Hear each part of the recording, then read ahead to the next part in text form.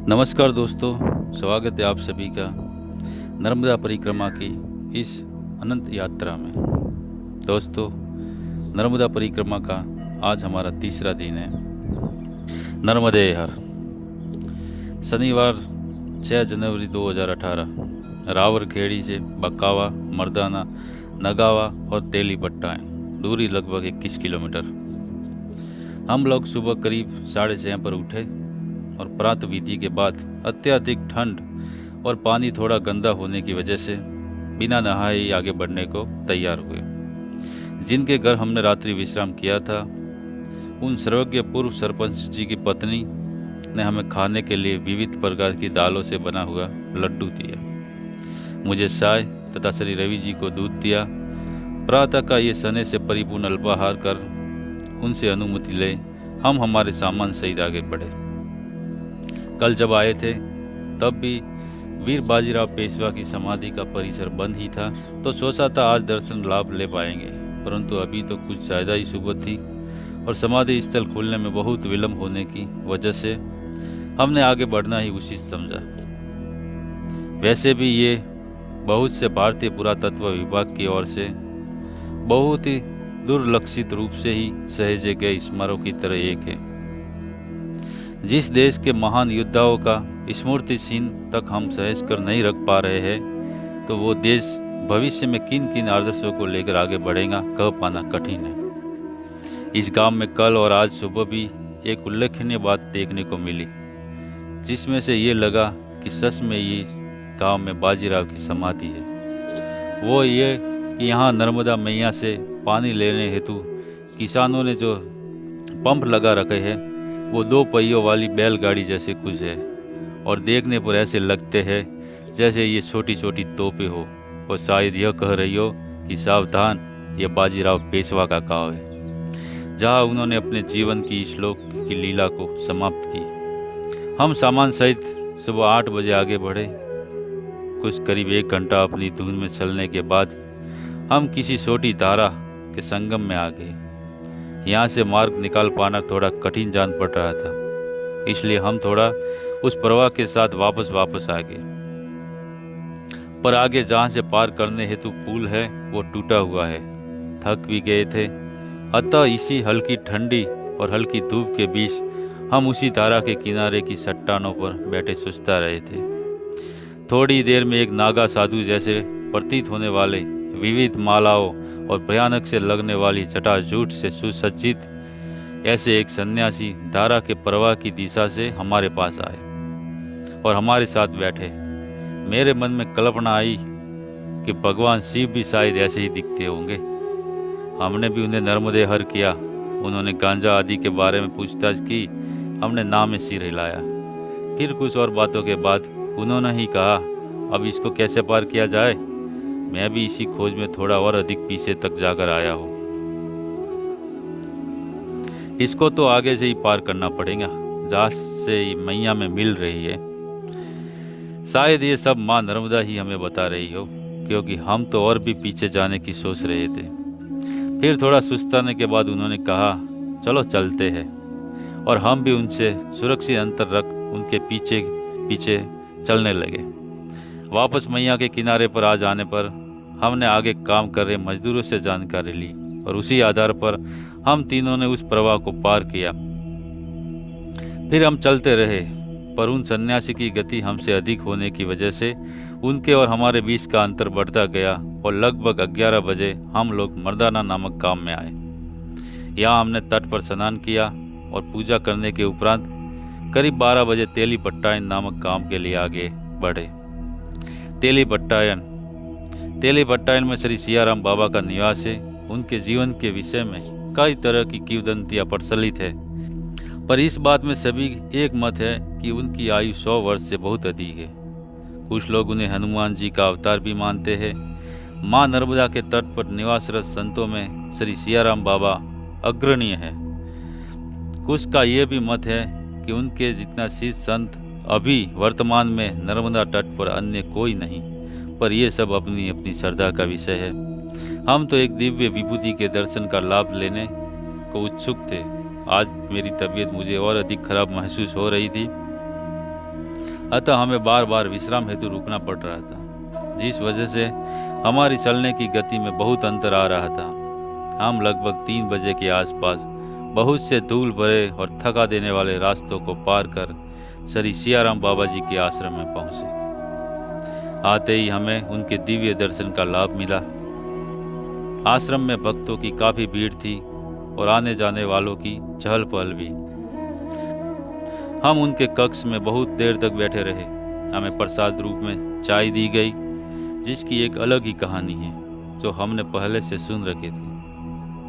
हम सब भी उन दिव्यताओं का अनुभव करने का प्रयत्न करते रहे। यहाँ आश्रम में प्रत्येक परिक्रमावासी को दाल चावल, घी और बत्ती, माचिस और अगरबत्ती, मुरमुरे और मिक्सर, ये सब कुछ दिए जाते हैं। कुछ समय बैठने के बाद हम लोग मिक्सर खाने तट पर आ गए। माँ नर्मदा का स्वरूप या कुछ गंभीर और विस्तृत है। बाद में पता चला कि कुछ दूरी पर ही एक बांध का निर्माण किया जा चुका है, जिसके गेट बंद होने की वजह से डूब क्षेत्र में ये सब आने वाला है। हमने वहाँ तट पर बने घाट पर बहुत समय बिताया, फिर वापस श्री सियाराम बाबा जी के कक्ष में आ गए।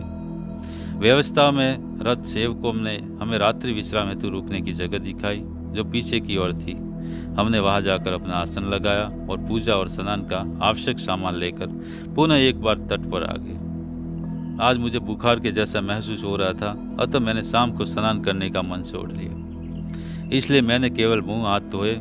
रवि जी ने स्नान किया। यही घाट पर हमें वो पूर्व के परिक्रमावासी मिले, जिसे हम ठग समझ रहे थे। इन परिक्रमावासी को देखने से मुझे बार बार ये लगता है कि मैंने इनको पहले भी कहीं देखा है, पर बहुत सोचने पर भी याद नहीं आ रहा। स्नान के बाद हमने वही तट पर पूजा की। नावें लोगों को लेकर इस पार से उस पार आना जाना कर रही है। पता नहीं इन लोगों का बरसात के मौसम में इस तरह आना जाना होता होगा। विविध तरह के पर्यटक किस्म के लोग भी श्री सियाराम बाबा के दर्शनों हेतु आ रहे हैं। मन में तत्क्षण विचार आया, केवल महापुरुषों के दर्शन का लाभ ही क्या, अगर हम उनका एक भी गुण ना अपना सके। लगभग 6 बज चुके थे और अब अंधेरा होने को है, तो हम भी हमारे निवास स्थान पर आ गए। यहाँ सब कुछ और परिक्रमावासी भी बढ़ गए। यहाँ अब कुछ और भी परिक्रमावासी बढ़ गए हैं और वो ठग परिक्रमावासी भी हमारे ही बाजू में अपना आसन जमाए हुए हैं। तो हम थोड़े सचेत थे। खोने को कुछ भी नहीं, फिर भी मन की शंका जाती नहीं। कितना हास्यास्पद है ये। हमने रोटी और आलू की रसे वाली सब्जी और 2 पेड़े ऐसा भोजन किया। यहाँ आश्रम की ओर से बना बनाया भोजन प्रसाद मिलता है। अगर शुद्ध बना हुआ भोजन मिल जाए तो ये परिक्रमावासी के लिए बहुत ही आनंद का विषय है, क्योंकि दिन भर चलने से थक जाने के बाद भोजन बनाने की हिम्मत कर पाना थोड़ा कठिन हो जाता है। फिर भी कुछ लोगों का कठोर नियम होता है, तो वे भिक्षा लेने के बाद स्वयं ही भोजन अपने हाथों से बना भोग दिखाकर ही कुछ प्रसाद स्वरूप ग्रहण करते हैं। पर हमने ऐसे किसी नियम का बंधन स्वयं पर नहीं रखा था। भोजन के बाद हम पुनः सेवकों से अनुमति लेकर श्री सियाराम जी बाबा के पास बैठने आ गए। हमें बताया गया कि यहाँ किसी को कोई रोक टोक नहीं है। जब मर्जी हम आ सकते हैं और उनके दर्शन का लाभ ले सकते हैं। यह भी पता चला कि उनको सोते हुए भी किसी ने नहीं देखा। उनके कक्ष का एक अलग ही वातावरण है। अखंड राम धुन की ध्वनि सारे कमरे को झंकृत करती रहती है। कुछ समय वहाँ बिताने के बाद हम पुनः तट पर आ गए। आज लगभग हमने 21 किलोमीटर की यात्रा पूर्ण की है। फिर भी लग रहा है जैसे आज हमारे पास समय ही समय है। यहाँ बैठे हुए मैंने डिंडोरी निवासी मेरे पूर्व परिषद श्री लालाराम चक्रवर्ती जी को फोन किया। पूर्व में भी जब मैंने मोटरसाइकिल से जाने का विचार किया था तो इन्हीं से मार्गदर्शन लिया था। ये नर्मदा समग्र इस संगठन से जुड़े हैं तथा व्यक्तिगत रूप से भी परिक्रमावासियों की और नर्मदा मैया के प्रति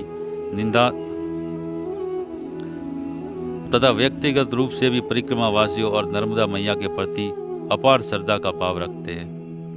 मैंने उन्हें हम दोनों के पैदल परिक्रमा में निकलने की जानकारी दी, जिससे उन्हें काफ़ी खुशी हुई। उन्होंने हमें किसी भी तरह की सहायता हेतु निसंकोच फोन करने हेतु भी कहा। इस सब के बाद हम उस गंभीर दिखने वाली किंतु शांत जल राशि का मौन रहकर अनुभव करते रहे। मैं इस समय भी मेरे जीवन की विविधता और परिक्रमा में आप आने के विषय में ही सोच रहा था। अधिक थकान महसूस होने से मैंने पूर्ण विश्राम के लिए कमरे में चलने हेतु आग्रह किया और फिर हम लोग हमारे आसन पर आ गए। बिस्तर बिछाने के बाद मैं लेट गया और श्री रवि जी अपनी दैनिक दिनचर्या लिखने लगे और शायद उसके बाद पढ़ाई में जुट गए। मैं तो लेटे लेटे अन्य सब परिक्रमा वासियों की बातें सुन रहा था। बड़वानी के बाद शूलपाणी की झाड़ी शुरू होगी, जिसमें आदिवासी लोग परिक्रमा वासियों को लूट लेते हैं, ऐसी अफवाह है।